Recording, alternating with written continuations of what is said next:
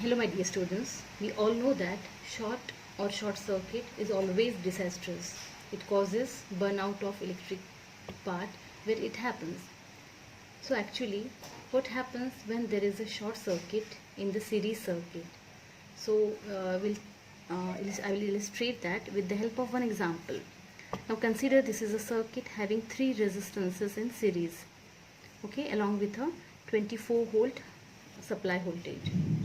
Now if I want to find out the power of this circuit, so I have the formula for the power, either I square R or IV. So I'll find it out with the help of I square R because that is easy for me. Now total resistance of the circuit, as they are in series, we know that 2 ohm plus 4 ohm plus 6 ohm, so it is 12 ohm. This is the total resistance or equivalent resistance of the circuit. Now if I want to find out the current, in order to find out the power, I need to find out current first. So I will be V upon R. So 24 volt upon 12 ohm, it comes out 2 ampere. All quantities are in their original form, so we don't have to convert anything here. So we obtained this 2 ampere, and from these values of I and R we can find out the power of the circuit when all resistances are connected in the circuit. So it is into 12, so it comes out 48 watt. So the power of the circuit is 48 watt. So it is the case when everything is normal. Okay, now consider that case 1, when we have, consider in the case 1, one of the resistance is shorted out. Shorted out means there is a direct contact, then the 6 ohm resistance is shorted out. So when there is a short, the resistance is almost zero there, right?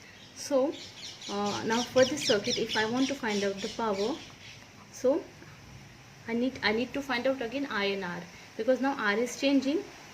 So R will be, now 2 resistances are there in series only, that is 6 ohm, right? And that's why we are having, the voltage is same, so we are having, as I is changing, R is changing, I also is going to change. So it is V upon R, so 24 volt upon 6, so it comes out 4 ampere. Now I becomes 4 ampere, right? Earlier when the circuit was normal, there is no any short, I was 2 ampere. When one of the 6 ohm resistance is shorted out, I becomes more, double, it becomes 4 ampere, and I will become then 4 square into R, that is 6, so it comes out to be 98 watt, right? Now you can see the difference in power. Now it is 96 watt. So it is, if you compare the power, so it is double of the in the earlier case. If the power is more, of course there is more heat generated. Now if I consider the next case, when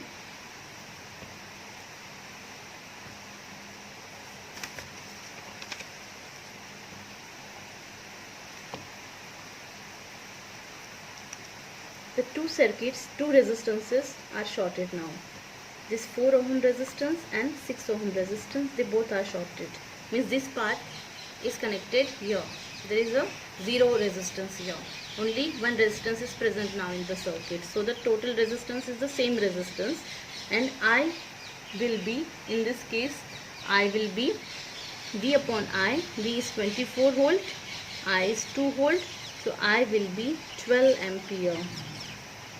Now if we compare, I is so high, if earlier the I was only 2 ampere, now it is 12 ampere, so of course the P will be then I square R, so P is not, will be 12 square into 2, that is 144 into 2, that comes out to be 288 watt.